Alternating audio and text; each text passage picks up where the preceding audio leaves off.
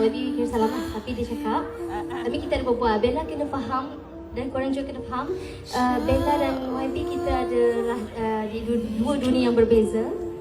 Okay. Of course, I'm a celebrity and dia bukan. Dan dia tidak dapatlah buat semua aktiviti yang Bella buat. Dia pun ada kerja hakiki yang dia perlu, orang kata fokus. Dan Bella faham je, saya harap korang pun semua faham. Tapi kalau ada kesempatan dan rezeki, insyaAllah kita tak raya ke macam mana dia akan ikut serta. Sebab Bella tu amboi. Sebab Bella artis, so Bella menyanyi, Bella apa jadi lain.